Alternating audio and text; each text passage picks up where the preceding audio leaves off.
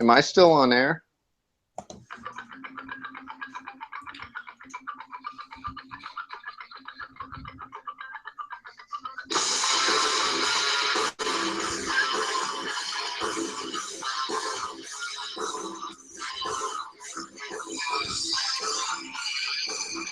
And welcome, everybody, to the UFC 203 preview podcast, joined once again by Dawk at +_Vig and our buddy Duggy, who is multitasking machine tonight. He's going to get it done for us. You might remember Duggy from the UFC 200 pod. It was a killer all-around deal. This is a loaded pod, loaded card, UFC 203, live from Cleveland at the Q. A couple heavyweights and just all-around loaded fight card. First off, Dougie, how you doing tonight? Good, man. Just ready to try to make some money on this card this weekend. Yeah, there's definitely money to be made. And Doc, I know we've been talking about this card for a week or so now. How are you doing tonight? Pretty good, considering the circumstances.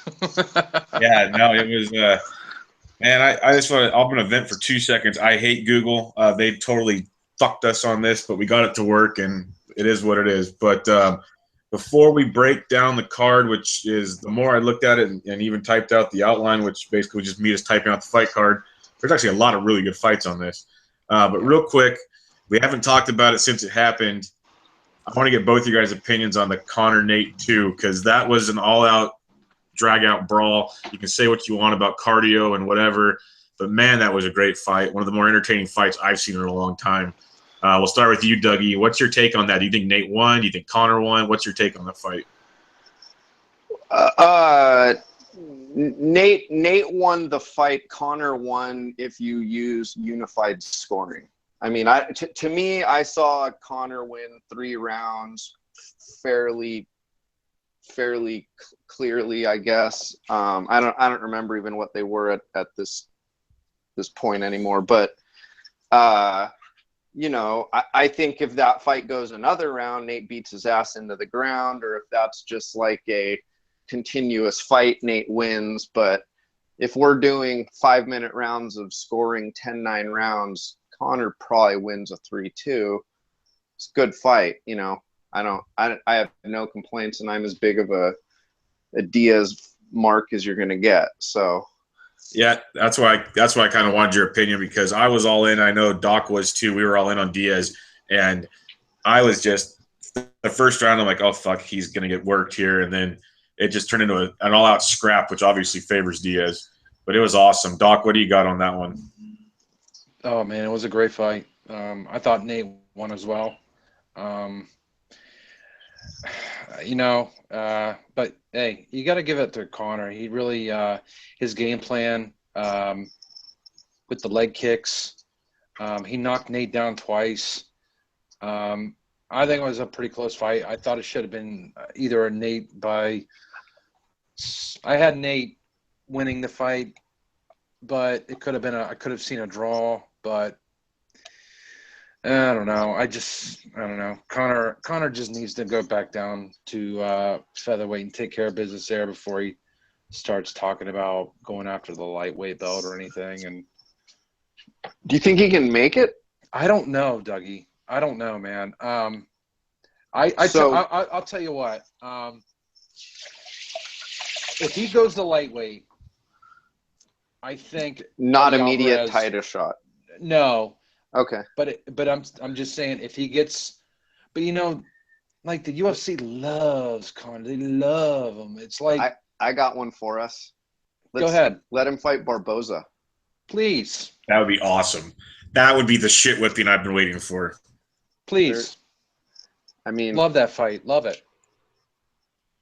But the thing is that Conor pulls this shit of saying, I've made this, I want big fights, and that's not a big fight for him. A big fight is Eddie Alvarez. And Eddie Alvarez, I think Eddie Alvarez would really, really I think Eddie Alvarez would do some serious damage on Conor McGregor. I really do. Well, it's funny you mentioned that, because today Alvarez actually came out saying he wants Conor McGregor at 155 for the belt. That's what he wants his next fight to be. He came out and said that.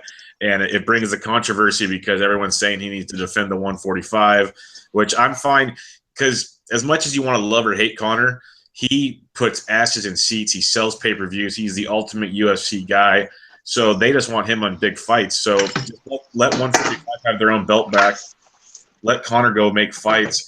And if you want to go full like WWE script here, if he somehow beats Alvarez, well, now you get Diaz Conor 3 at 155 for the belt. Yes, set it There up. you go. Set it up. I think I think there's a ton of like. There's many ways you can skin this cat. Who knows what we'll see. And what were you going to say, Dougie? I interrupted you earlier. No, I agree, because then you can kind of set up Aldo Holloway as like the legit title shot, and I don't think anybody at this point would argue against that either. Yeah, no, because 145 is a loaded division. And it's just like they're getting held hostage by the Conor McGregor disease. Yeah. And it's just like, let these guys go fight, and if Conor wants to come back down, well, then give him a title shot. That's fine. But let him go do his thing elsewhere. Who gives a shit? I agree. All right, we'll move on from the Conor McGregor talk, and we will go to one of the more impressive things from this past weekend's fights. I guess we can call it the rise of Damian Maia. My God, he changed weight classes. He's like a fine wine, just gets better with age. He made a very good fighter in Carlos Condit look very pathetic. I know Dawk wanted to talk on this one. What do you got on this, Dawk? How can you not root for Damian Maia? He just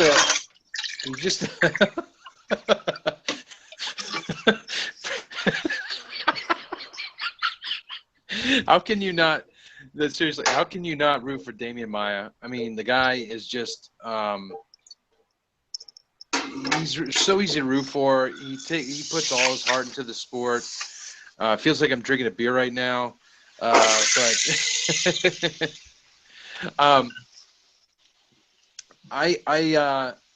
I think if anybody didn't see this fight, go back on YouTube or go back on UFC Fight Pass and watch Maia just Shit, you could probably Vine that fight. Huh? You could probably Vine that fight. It was so short. Yeah. I absolutely, it's like an art. And just to see the way he dismantled Carlos Condit that easily, it was amazing. He's so high level jiu-jitsu. It's just like ridiculous. He's such a talent, and I hope he gets a title shot eventually. And I tell you what, I'll be rooting for him because he's an ambassador to the sport. He's one of the guys that's really kind of earned his keep. And he didn't show up for the Silva fight, and Silva kind of embarrassed him in Abu Dhabi. If anybody remembers that, but yeah, I really like Maia, and I think his jiu-jitsu is just ridiculous, and everybody would know. I mean, everybody knows how good his jiu-jitsu is, but I'm sorry, but he's a top contender for sure. Yeah, no doubt about it. I know on UFC tonight recently they've been talking about, does he deserve the title shot or does he have to keep fighting his way up there? I think he deserves a title shot. What do you guys think about that? Absolutely. Yeah, I mean, it's hard to argue him over Thompson, but one of those two deserves a title shot or next. Yeah, I'd be all for him getting the winner of the Thompson fight. Yeah. Have you guys heard his defensive punch statistics over the last like 5 fights? No. He's been punched like 14 times or 8 times or something ridiculous. like that in 5 fights. He hasn't Ridiculous. been hit. So like, yeah, he's old and stuff, but he's not taking any damage at all. Like none, like zero, none at all. And that's an interesting thing that's going to prolong his style, and his style lends itself to longevity because nothing is based on explosion. It's all systematic. You know, he knows what he's 2-3 steps ahead once you're on the mat with him. And like, as good as Carlos Condit is, there was like, he did nothing. he did everything right, and there was still nothing he could do. Mm-hmm. Like, those are the traps that Damian Maia sets for you in jiu-jitsu. It's like he did everything right. Like, he didn't let Damian Maia pass, but Maia got this like 3/4 mount and then took his back, and then it was irrelevant. Right. He never passed his guard, but the way he made Condit move, he just made him give him his back, or he would have gotten the mount. So it was like, you're fucked either way if he gets that deep on you. But he sets it, like he was setting it up from the takedown, like the way he didn't let Condit close his guard was on purpose. Like, he didn't fall to his knees on the takedown. He stayed posted up, and like he was like tripoded over, and he's just doing different things. Maia's interesting because he can beat anybody. Yeah, I love it. I like seeing him because I thought he was kind of washed up in his old weight class. I thought he was going nowhere. He changed his weight classes, and now he's an absolute beast. I like to see him because I know Dawk and I have talked. We think Wonder Boy is going to take down Woodley. I think Wonder Boy and Maia would be one hell of a fight. Yeah, he's probably the best chain wrestler in the division, maybe the sport. And he's not even a wrestler, but he's developed his game so much into just that, into throwing punches to close the distance, and then once he gets a hold of you, you go down. Yep. Like he switches from singles to doubles, to back to singles, back to double, and you get off balance, and then he tips you over, and like you cannot stop it. It's crazy how good he's gotten. And Duggy, you bring up a good point, is that he's become such a good, like, you know, he's adapted like a good wrestling game along with his jiu-jitsu, and that was totally evident when he fought Gunnar Nelson, because Gunnar Nelson's no slouch when it comes to jiu-jitsu. He's a like a fourth, fifth degree black belt, and Maia made him look like an amateur. Yeah. So. Yeah, it's like you said. You said he's all tactical. You watch him in his fights, and it's literally like he is. If you're ever going to call an MMA guy a nerd, he is the nerd. He like literally scripts out his plan of attack, and he just like executes from point A to point B to point C. Next thing you know, you're got a rear naked choke on you. Yeah, it's like math. Yeah, he's literally like he's the guy that sits there on a chalkboard. He's like, I'm gonna do this, this, and this, and you're fucked. Yep. Yeah. He's playing a game of chess with these guys when they're trying to play a game of freaking like speedball. Yeah. Seriously. Okay, one last thing before we get to the fights. Doc, you want to talk about the status of the welterweight division and the ever-changing and developing and just insanity of it. What do you want to talk about in that one? Well, you know, Maia putting it, like, really establishing himself as a contender. And then also you got Woodley, and then you got Thompson, and then now you got this thing about GSP, is he coming back, and this whole like pissing contest between him and Dana, and it's just ridiculous. It's crazy. It's very possible. It's very possible that we could have 2 new champions in the welterweight division within the next year. Mm-hmm. Definitely. Think about that. In the welterweight division. Yep, yeah. Crazy. All right.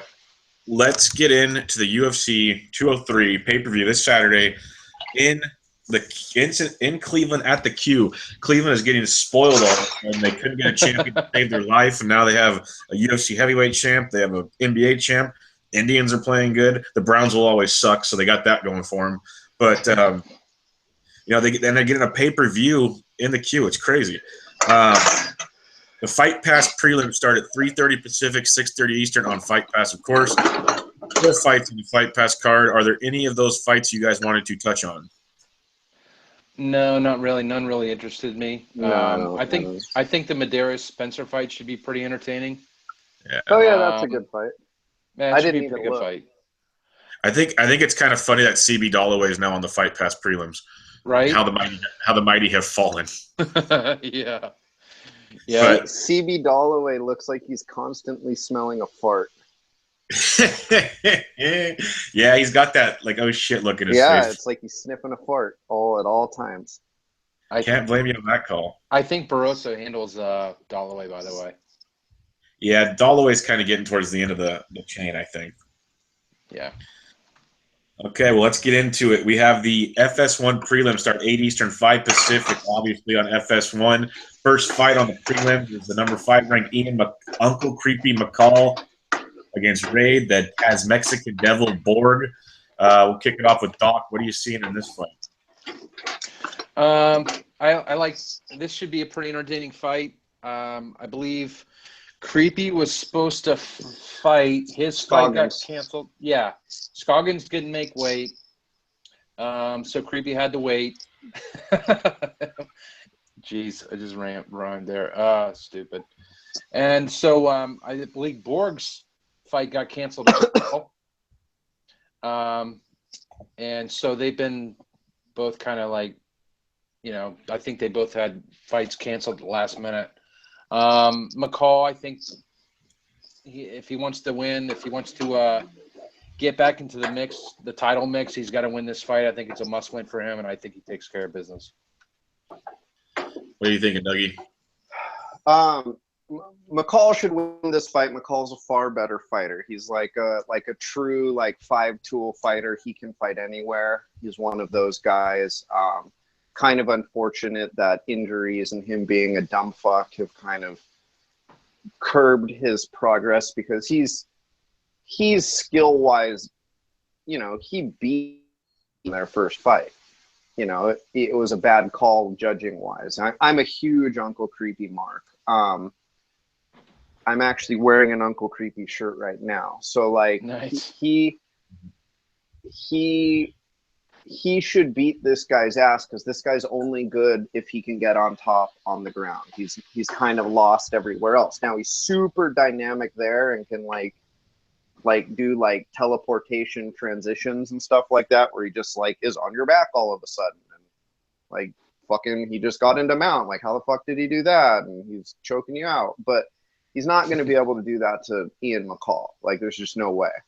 And the what I worry about is Ian is so beat up and is like publicly talked about it on podcasts and stuff that he can't move fingers and shit like that, and like arm is certain range of motion. So that those things concern me, that he's like falls apart.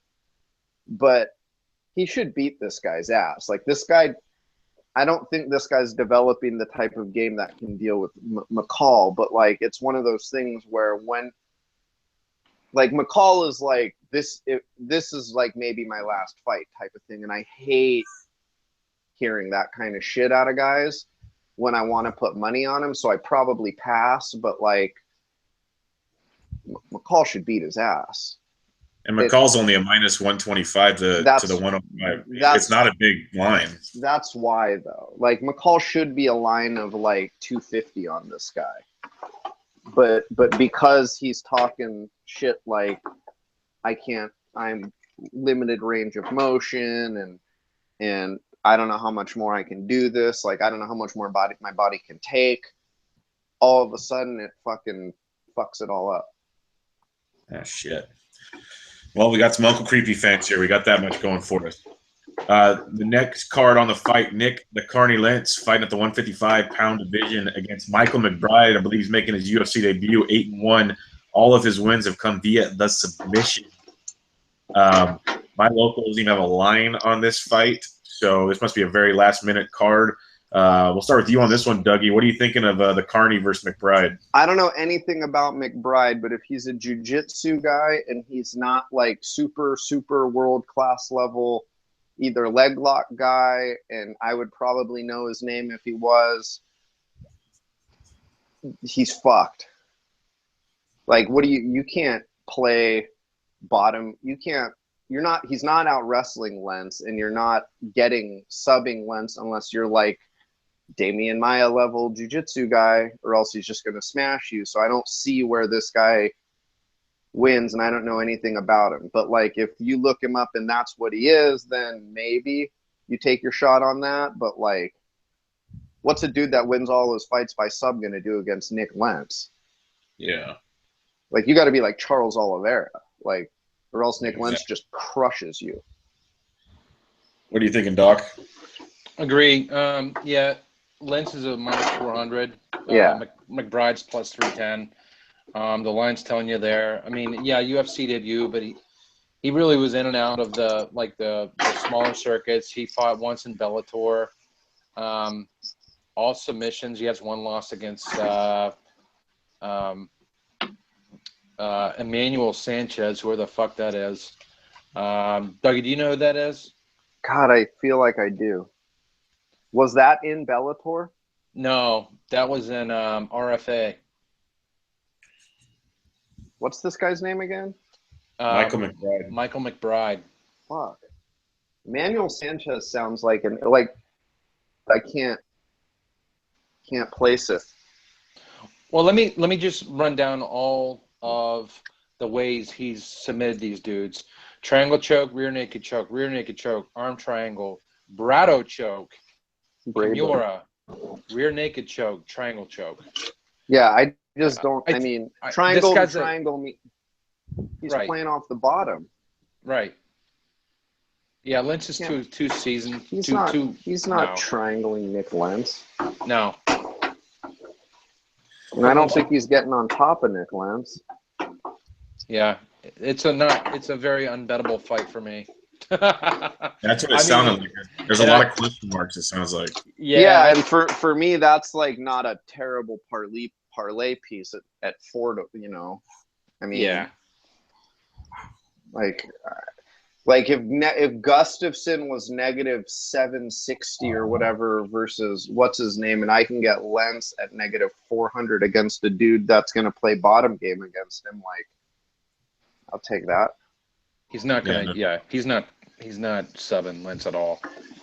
Lentz is too seasoned, and I mean, you know how I love these, like to take a shot on these plus 300 dogs or whatever, but this isn't the guy though. Like, no, not the guy. Not the guy. Well, let's see how we feel about the next fight. We got the 185 division, Brad Tavares versus Caio Hellboy Magalhães. That's Vinny's brother. I had Tavares like minus 175-ish, like a 145, 150 Magalhães. Doc, what are you seeing in this fight? Two big hitters here. Tavares Magalhães honestly didn't do too much work into this fight. They are two big hitters, like you mentioned before. Magalhães' takedown defense is pretty piss poor. If Tavares gets him on the mat, I think it's a wrap. But I think this is another unbettable fight for me. I think Tavares should take care of business, but Magalhães can end it too. He's got some power. So I'm not going to take a shot on Magalhães, and I'm not laying the 170 with Tavares. So, yeah, just not a fight I'm interested in betting. What do you think, Dougie? They're pretty similar. Like, they like to push guys against the fence and fail at takedowns. And I think Magalhães has a pretty like credentialed jiu-jitsu background, but he doesn't do it. And Tavares is probably a far better athlete. I don't remember either of them having distinctive power, but like, I didn't look into it at all. But like, seems like this one's going to go the distance and fucking be terrible to me. But I might be wrong. I'm not confident enough either way to bet the dog or lay the juice, so it's a pass. But whatever the over is might be interesting to me. Over 1.5 is minus 190. It's 1.5. 1.5 minus 190. I would play that. I think that goes to decision, but maybe I'm wrong. Maybe I mean, I'd have to look into him again, but I don't remember either of those dudes being like stopping guys. Well, I could see both of them. They both seem like they're going to go for broke and will get caught, or they're going to dance and play freaking footsies for 3 rounds, like you're saying. I think they're going to be a lot of wall humping. That's exactly what I could see. And they're going to get in the clinch and they're going to fight each other, try to dirty box or this or that. A lot of making out up against the fence and shit like that. Yeah, they might try to pop one of their ears or something. I don't know, but that's about all I could see in that one. Interesting fight. Two young guys that good records. I guess you could say up and coming. But so Tavares has been in the UFC for fucking like 6 years, hasn't he? Because wasn't he on Tough a long time ago? Yeah, because I had a buddy that was on that season with him. Okay, so that's what I thought. I remember him there, but yeah, and then I know Magalis. He's a good fighter, but he just never seems to get over that hump. It just seems like two guys have kind of like hit their wall, and this is like what they're going to be. But could be wrong. But we have a good fight for the final fight on the prelims. A very, very good fight. Even though it's a number 10 versus number 11, it has potential to be very good. We got a women's fight in the 135 pounds women's division. Jessica Evil Eye versus Beth Pitbull Correa. This looks pretty damn exciting to me. Dougie, what are you thinking on this fight? Are you joking? Because I can't see your face. I can't tell if you're being totally sarcastic. Hey, sex sells, they say, right? This shit's gonna suck. Dude, well, tell us why. Because Beth Correa is fucking terrible, and Jessica Eye isn't very good either. Like, Jessica Eye has no distance management, and Beth Correa is even worse at it. And they both no, I don't know what it is, but like, there's gonna be the air 2 inches in front of each one of them is gonna get the fuck beat out of it. And that's about it. Like, there's gonna be a lot of like almost hitting each other, and not a lot of actually hitting. I should win because Correa is such a like uncoordinated like human being. She's bad. That I think that I should just win based on that. But like, if you are betting your money on Jessica Eye, you need to not be betting your money anymore. Like, holy shit. Yeah, no, Betch Correa, we saw what Ronda Rousey did to her, and that's about the highlight of her career. And Eye's only a 125 favorite. It's not like it's a big gap in money lines at all. But yeah, but still.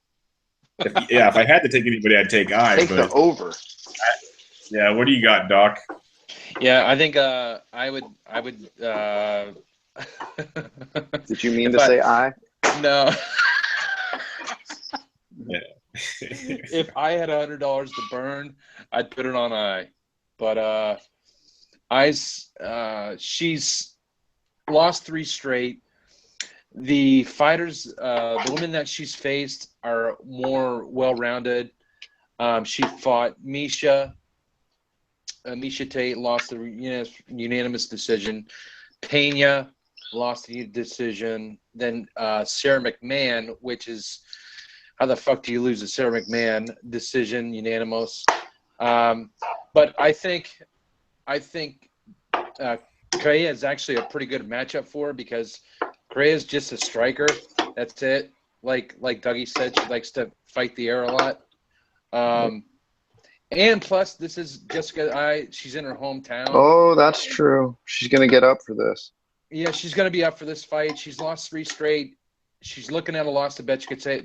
Anybody who loses to Betch Correa, then you should not be fucking fighting, period, in the UFC. This is true. So I would side with Eye. It is. And let's not ever talk about that fight again. I agree. Let's go on to the 5-card pay-per-view live for your hard-earned dollars, 10 Eastern, 7 Pacific. And this card is actually good, and this women's fight does intrigue me. I don't care what you have to say, Dougie.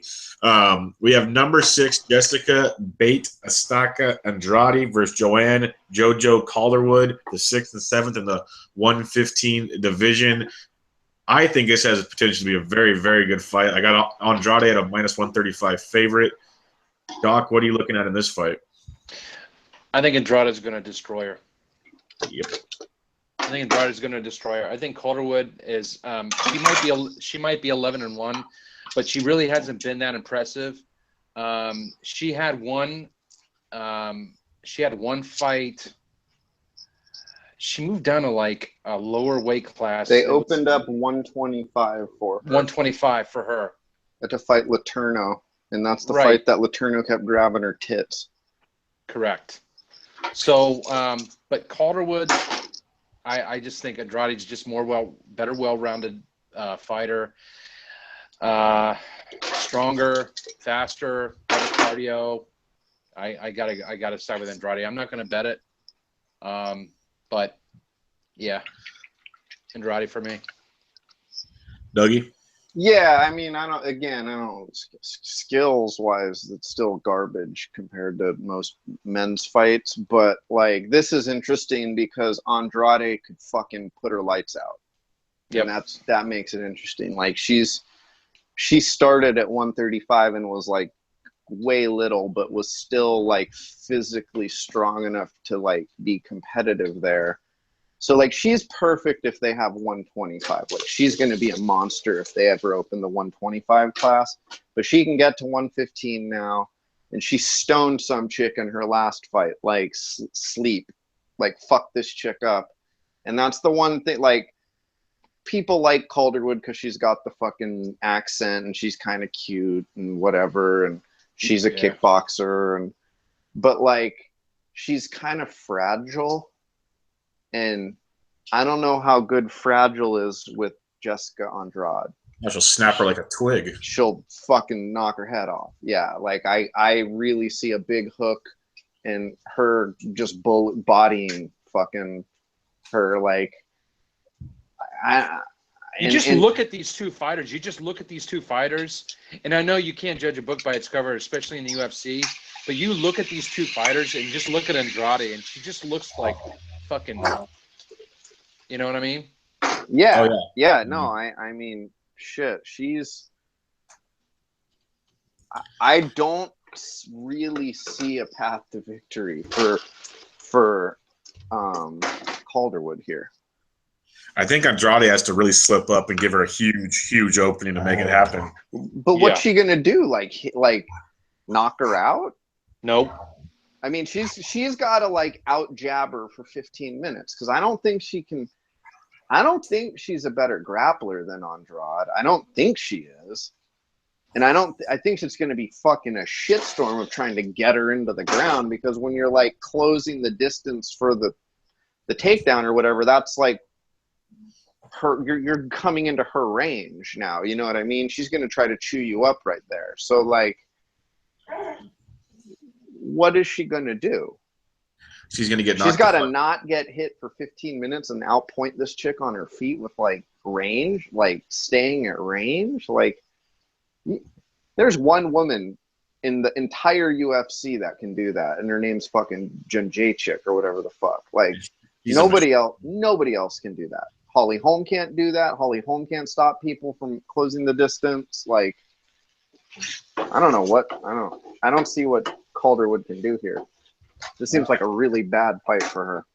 I can't argue that. I think a lot of this fight was just made based on their rankings alone, is my only guess. That's all I can see it as. If that's how they want to go about it.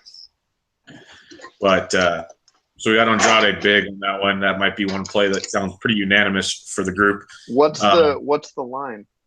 I got it at like a -135. Shop around. My locals usually have shitty lines. Yeah, so. like her and Lentz. Nice little lay. Parlay piece. Very, very nice. All right, let's go on to the next fight, which I know Dawk is a huge fan of. He's been salivating over this one for a while.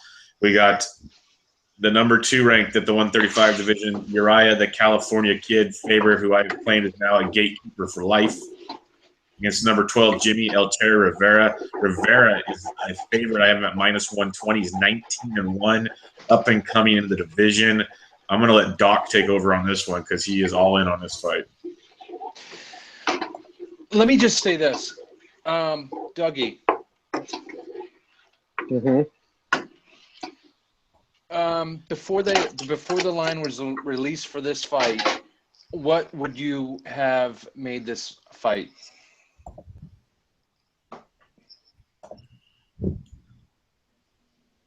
Do we have Duggy? No, yeah, I'm thinking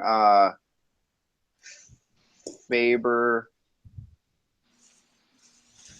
Well, like what are you asking? What I would have lined it if I was the odds maker, or what I'm Correct. lining at as like who I think will fucking win in their odds if I'm betting it myself.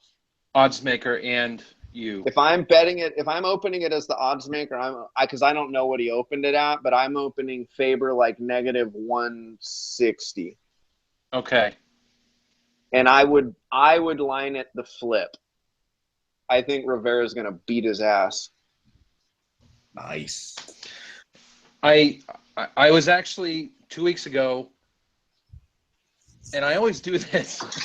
I always do this like a month or 2 weeks before the pay-per-view. I'm like, I got this dog circled, and I got it circled. I'm like, I got my dog for 2 or 3 circled. He was like, who is it? I said, Jimmy Rivera. He's gonna beat Uriah Faber, and I think Rivera could be a nice sized dog, maybe plus 130, maybe plus 150. I don't know. Yeah. They just released the line, and fucking Rivera was a minus 125, and I'm like, fuck. Yeah. But, and this is the thing, and Rivera hits very, very hard. He's very, very quick. He's a great boxer. I think he can close the distance with Faber. I think he can wrestle with Faber.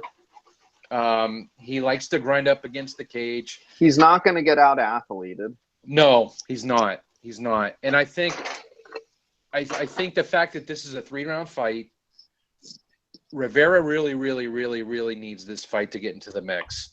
Faber's not going to get into the mix anymore. I think his time has passed. And the sheer fact that, and I'm just saying that I'm not the most experienced UFC bettor there is. I'm not. But I'm just saying it from an average UFC bettor who watches fights every now and then and bets like every other pay-per-view. They're going to look at this line and they're going to say, wow, I'm getting Faber at plus money. Sign me up. Jimmy Rivera is the 12th ranked guy in their division. Faber's number 2, and Jimmy Rivera is the favorite. That's all you got to know here. Yeah. I mean, I would wait on the line to see if the public comes in and then try to bury it when it gets to plus 105, you know? Agree. I don't want to lay that. I mean, you're going to be as happy as anyone to hear that. I wouldn't want to lay that vig on him, but like, if I can get him at plus 100, plus 105, I'm going to fucking like, I'm all over it. Probably unload it. Yeah. Because recent fights, Faber had a lot of issues with Francisco Rivera, and one because he got to fucking poke him in the eye. And Jimmy Rivera is like a fucking better wrestling, like maybe not harder hitting, but like he's in that, you know, him and fucking Francisco Rivera hit like fucking trucks at 135. They do. But he's harder to get down, you know. So he's like, I don't know, man. He's gonna make Faber work, and Faber's old. Like Rivera's never been taken down in the UFC. Yeah, like there you go. When Doc and I have been talking about this one for a while, and Faber's he still has a lot left in the tank, but I think it's more gatekeeper role now, and we're going to start seeing these kind of fights where the youngster is going to have a shot to knock off the old man. And I think this is Rivera's time to shine. I think Faber's that butt chin's going to keep falling down a little farther down the rankings, it looks like. Have you ever seen the thing of him and Liz Carmouche where they did a face swap? Oh, no. They're the same fucking person. That's hilarious. I'm going to have to look it up. I'm writing that down right now. Okay, with that being said, we're going to move on to the fight I've been waiting for, and I swear to God, if the result does not happen the way I want it to happen, I will break things in my house. CM Punk is fighting Mickey Gall. CM Punk is finally making his debut after having vaginitis forever. Mickey Gall is 2-0, both wins by submission.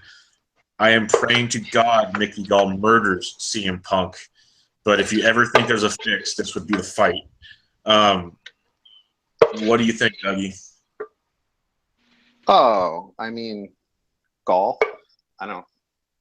He's like minus 430 or something. Oh my God, is that it? Are you serious? Yeah, it's closer than it should be. Yeah, that should have a 1 in front of it. That should be like a 1400 line. Like I'm not. We're talking about a fucking old man and a kid that's like for real training. Yeah. Like what? Like fuck that Nick Lentz line. This is the, like you want a dude to fight against on your UFC debut. Like holy shit. Holy shit. Like he might not make it out of the first minute with this kid. Yeah, I'm seeing Mickey Gall do very bad things to him. Oh man, what are you thinking, Doc? Excuse me.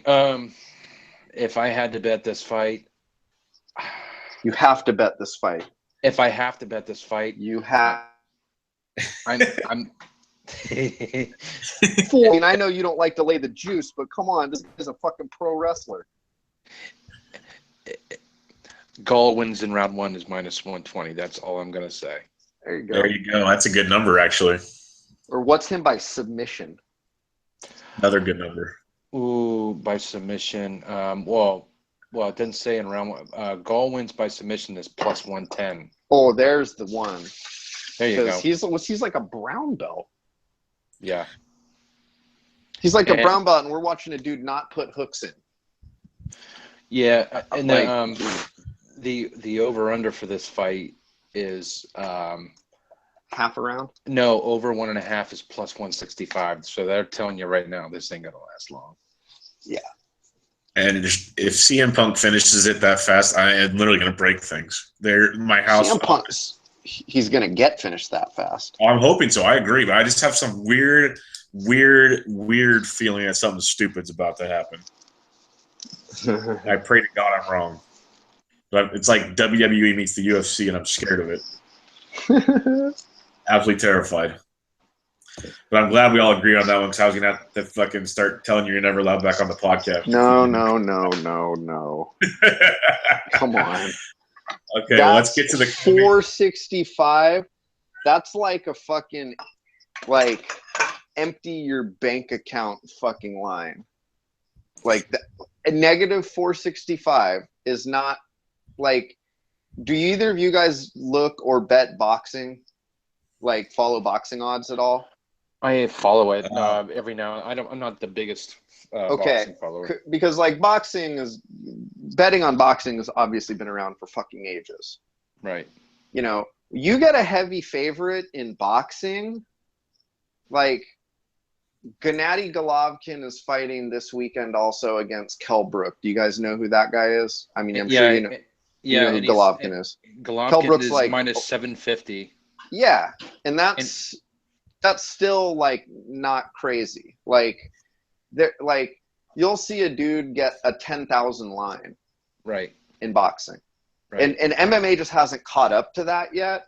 But like this would seriously be like a 1,400 line, like seriously. And in boxing, you see those lines, so it's like normal. You don't see him in MMA, like Chris Cyborg, you see that shit. But this could be like a Chris Cyborg looking type of fight. Like, we're talking about an old man who's never fought with no, like, we're not talking about Brock Lesnar used to be used to be a fucking collegiate national champion wrestler. We're talking about a dude that was an actor. That's not even super athletic. Like, I mean, ooh. Like this is talking about getting an old man's ass beat on TV type of shit might go down. Oh boy. Well, I hope we're all right on this one. I swear to God, I'm gonna look into that by sub one for +110. Sounds very, very nice. Do you know what pissed me off about this though? Is that this Punk Gall line has been up for like fucking 3 months. Really? Right? Yeah, this Punk. I mean, it's actually gone up. Like it was -350, and Gall like went up $1, just about $1 in the past week. But it pissed me off is that I couldn't get a line for fucking Uriah Faber and Jimmy Rivera, and I could get one for fucking CM Punk and Mickey Gall. Oh well, come on. I know. Still. Yep. I mean, Faber's a pretty big name, and for him not to get a line, but like CM Punk is that's fucking garbage. Tis the world. Like this is like there's never been this, so they're gonna capitalize. Like they're gonna get as much action as they can. I'm sure they've been trying to promote CM Punk forever, so they finally got it locked in and signed on the dotted line. They're gonna get it going. That's just the bottom line. Oh, the book is. I mean, the book is just like fuck. Right? All them dumb fuck wrestler fans are going to be all about this shit. Exactly. That's what they're seeing. 350. He's going to put him in the sharpshooter. Like, yeah. Shit. Is he allowed to come off the top of the octagon? Yeah. Oh, wait till he hits him with the fucking tombstone. Like, bringing chairs into the ring. Yeah. Like, Dana said this was no disqualification. It's real to me. Oh, now fuck. he's doing that amateur MMA. Yeah, shit. Okay, let's move to the co-main event. We have 2 heavyweight fights to wrap up the card. They're 2 pretty good-looking heavyweight fights. Well, should be good heavyweight fights. First one, Fabricio Cavallo Verdum versus Travis Hapa Brown. It's an interesting fight. Verdum coming off the loss to Miocic down in Brazil, got caught against Travis Brown, who keeps trying to make it, and he gets caught. What do you got, Doc? I'd really like to make a case for Travis Brown, but I just can't. I just can't. And I think Verdum, I think the only reason why he lost last time, and actually I was on Miocic that fight, Verdum had a lot of ring rust, and I think he's going to be pretty hungry to get his title back. Verdum's just better all-around fighter than Brown. Every time I get, like even when Travis Brown was fighting fucking Matt Mitrione, I was like, God, I think Brown's gonna get what, you know, like Brown's just like, I don't know. I don't get it with him. Yeah. What do you mean? What do you mean? He looks good one fight, and then the next fight he looks just totally different. And I mean, he's a good striker. Don't get me wrong, but he just looks hesitant sometimes. Okay, you know I got a thought for you. Okay, go. I'm all ears. He's obviously looked worse than good lately, right? He looked better longer ago. Yes. He was at Jackson's. Yeah, He's not, and he went to fucking what's it's called, and fucking like that guy did wonders for Jake Ellenberger, and you know that guy did, you know, very good point. He ran into Ronda Rousey, you know what I mean? Like he got lucky with having her there, but like her striking is garbage, and he's like a striking guy. You know, I don't know, like physical specimen wise, like measurables wise, like Travis Brown is it, but like sure, he's a former basketball player and he's got a mean streak, but like I think the glaring weaknesses in his game Jackson was able to hide. Right. People have figured out, and he hasn't adjusted. And you know, I don't see how this goes much different than their first fight. Like I 100% agree with you. Just because he's 6'7" and he's a lean 255. Like, you know what I mean? And he can move around the first round light on his feet like a fucking lightweight. Like he can literally move like that kind of stocky kind of in out. Mitrione can kind of do it too, but Mitrione is an NFL fucking caliber athlete. Like right. So like that shit's, you see that and you're like, he should be able to do it. But like, yeah, maybe if he was at American Top Team for the last 5 years or had stayed at Jackson's, but like Edmund, come on. Yeah, I just don't. I can't see it. I just don't see it happening. Yeah, and then fuck him anyway because he beat up that smoke show chick that he used to be married to or whatever. Yeah, he has that bad thing going for him for sure. No, it's one of those I could see because he's got such heavy hands. If he gets lucky and catches them like Miocic, anything's possible. But I think Verdum should be more focused after the loss, that he kind of avoids getting caught and whatnot. And he's the better fighter, in my opinion, and Verdum should get it done. Agree. Yeah.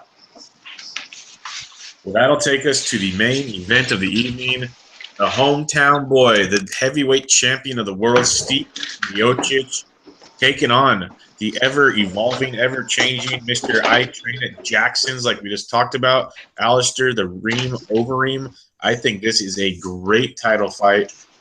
I like Overeem in an upset. Miocic is minus 140. But we'll start with Duggy. What are your thoughts on this one? Yeah, good fight. Real hard to pick. How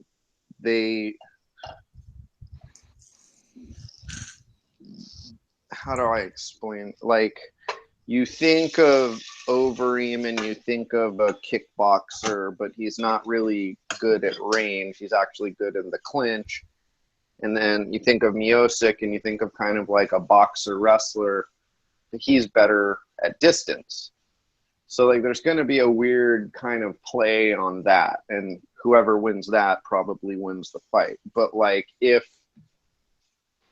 Overeem gets him into that clinch, does Miocic take him down? I mean, like, because he's got the wrestling, but I would say grappler who disengage from the clinch as fast as you can with Overeem, or do you try to, real hard fight to call. I mean, I'm not going to play it. I'm just going to enjoy it, but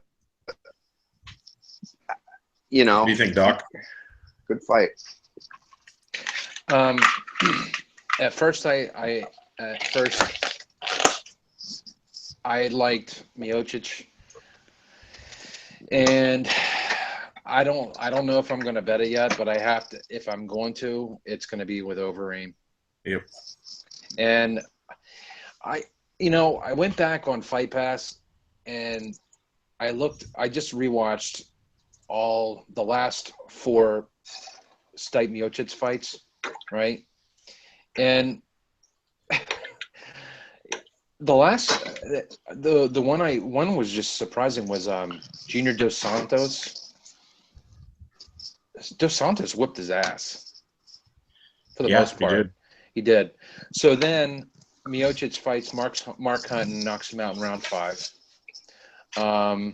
Totally dominated that fight, and that's Mark Hunt, so whatever. Andrei Arlovski, or whatever about Arlovski. I don't even know why he's still fighting. And then he catches Fabricio Verdum because Verdum was coming off of a very long layoff, and he caught him. Okay, I think Overeem is. I used to call him overrated. Overeem overrated. But I like what I've seen out of Overeem in the past couple fights. I watched it again. I think Dougie's got it on point that if it gets to the clinch, like what's Stipe gonna do? Yep. I like that you just keep calling him Stipe. It's Stipe. Whatever. Michael Stipe. I don't give a fuck. Do you call him Kobe Bryant? I'm just curious. In America, it's pronounced Stipe, actually. Kobe Bryant for 3. Yeah, I know. No, but I'm sorry. the way I see it, Though I just don't. I don't think Miocic has been.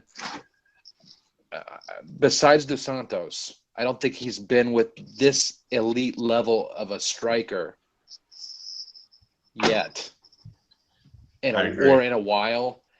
And I think Overeem is just really well-rounded. And, man, if Overeem starts getting to work with those knees to the body, I think if it gets to the clinch, I think it's advantage Overeem for sure. It's like, yeah. I do think Overeem wins this. I do. Yeah, my theory on it is this is as close to a pick-em as you can get, especially in a title fight. And thus, definitely why I would take Overeem, because to my opinion, it's value. I like his overall game. I think Stipe is a good fighter, but as he stated with the fights he's fought, it's he hasn't really dominated, and the guys he's dominated are almost all minus the quote unquote Verdum fight that you could say was a fluke or not. We'll find out. Sure. Most of the competition was not as good as Overeem. Overeem might be one of the more well-rounded fighters he's going to be facing that can just do it all. And if he can work those knees in there, Stipe's in a lot of trouble, in my opinion. Yeah. But I like Overeem. Sounds like Doc likes Overeem, and it sounds like Duggy likes Overeem. Am I right there? Yeah, I mean, I would. If you're gonna play it, you probably want to play that dog, all things being equal, because I would line this as an even money fight, and if he's getting a plus number, for me, I'm probably just gonna stay away. But like, yeah, just a good fight, man. Cool. Another thing is you might be. I think you're paying a little bit of a premium for Stipe because he's fighting in Cleveland. Yeah, he's a hometown boy. He'll be jacked up. I'm sure. And that's a lot of pressure, actually. Mm-hmm. Fighting in your hometown, first title defense, a lot of pressure. You got to take a look at it that way as well. No doubt about it. That wraps up the fight card. Pretty loaded. Interesting fight card. Not a ton of big names, but pretty good fights. Any best bets we're looking at on this one, kind of that you're really circling, Doc? Wait on the number. I'm betting Rivera regardless, but I would like to see him at plus 100, plus 105. I like Rivera a lot. Rivera's my best bet. Nice. Anything for you, Dougie? Have you had a chance to look at him yet? I think no, I haven't had a chance to look, but just after from memory, if you did a Lentz, Gall, and Andrade parlay, you'd get a plus number.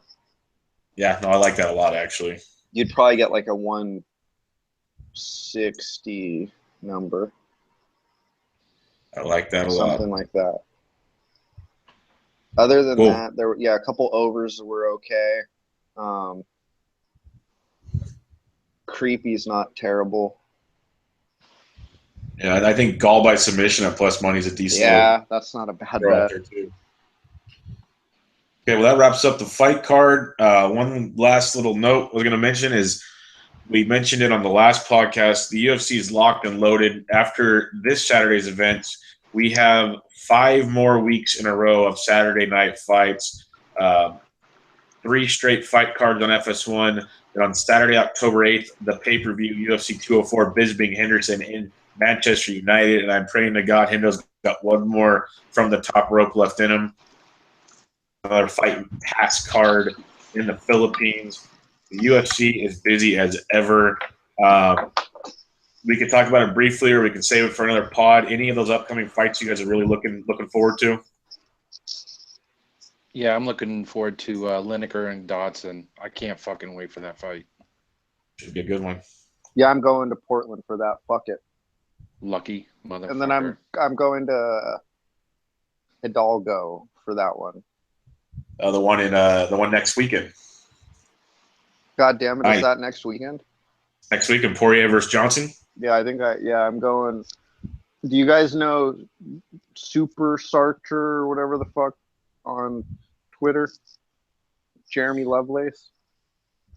That name sounds familiar. Sounds familiar, yeah. But I don't know. I'm gonna go hang out with him and a couple of people down in Austin. Nice. Very good times down there, I heard. Well, cool. That'll wrap it up. Another nice, fun pod. UFC 203 this Saturday night should be an absolute blast. Again, you can find Dougie on the Twitter. Dougie, what's your handle so I don't screw it up? I got at Dougie, but what's it actually? It's California MMA. There you go. At California MMA. This will all be in the write-up and everything else. You'll find them. Thanks again for joining us. You can find Doc at +_Vig. Thanks for joining us, Doc. Thank you very much. And remember, check us out, sportsdgens.com. Thanks for listening, and let's make some money on Saturday night's fight card.